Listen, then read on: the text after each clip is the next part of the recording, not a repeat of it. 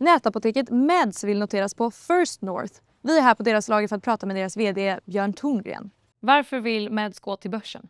Det är något vi har lovat våra investerare från första början, att när det är ett bra läge så ska vi ge möjlighet till likviditet. Och nu är det ju 7 år sedan vi lanserade. Vi har byggt ett lönsamt miljardbolag i omsättning och det är en bra börs. Så då är det bra läge, och för bolaget är det också bra att få tillgång till en bredare kapitalmarknad. Så vi har möjligheter att vara offensiva och ta vara på möjligheter om de dyker upp på marknaden. Hur mycket räknar ni att balansräkningen förstärks i och med noteringen? Ja, vi kommer ta in ungefär 100 miljoner kronor. Och det ska man säga, vi har ju redan nettokassa och ingen skuld. Så då får vi en ännu mer solid balansräkning. Och vi har inga stora investeringsbehov. Vi kommer göra begränsade fortsatta investeringar i automation närmsta åren.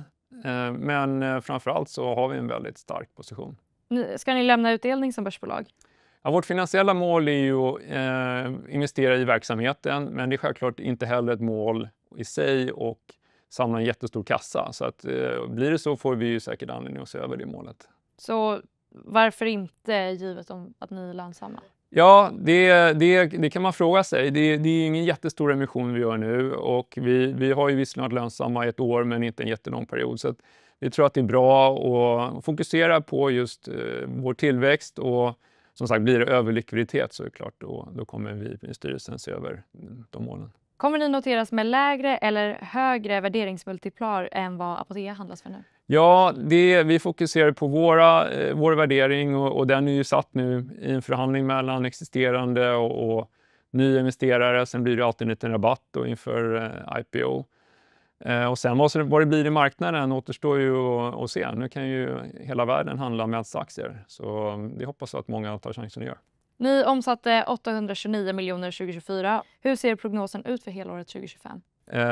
Så vi har ju ingen prognos på årsbasis, men det vi har sagt är ju just det här tredubblingen, och det innebär 20-25% tillväxt. I första halvåret växte vi med 25%, så vi taktar ju på bra enligt den prognosen.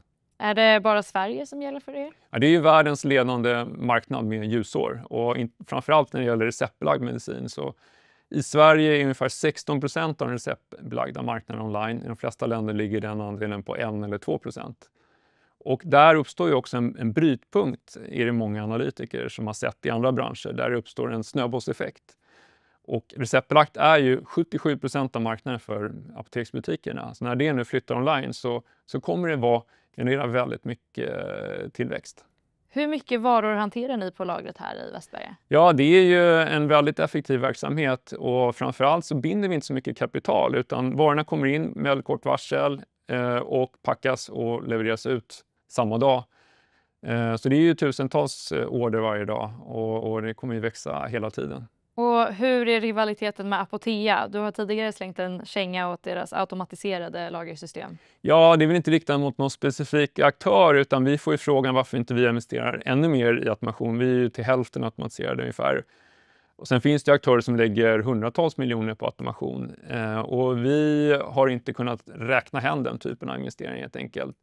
Utan vi kommer göra små, mindre begränsade investeringar som vi faktiskt har ett affärscase på. Och det är väl snarare som vi ser en negativ skalfördel. När man kommer upp till en viss nivå så blir det helt enkelt väldigt svårt att inte investera i de här jätteanläggningarna. Sen ska man säga att det finns inga helautomatiska anläggningar som vissa säger, utan det jobbar ju hundratals personer även där. Och det är många manuella moment även i en väldigt stor automation. Och har Apotea succé på börsen skyndat på er notering? Nej, men vi har ju letat efter när vi är redo och när marknaden är redo. Och sen är det klart att ju fler, det finns väldigt få noterade apotek. Vi har ju ett europeiskt till exempel, och ju fler det finns desto mer inlästa blir marknaden, journalister, media, analytiker, investerare, och det är bra. Då kan vi prata mer om oss och inte bara om apotek. När noteras ni då?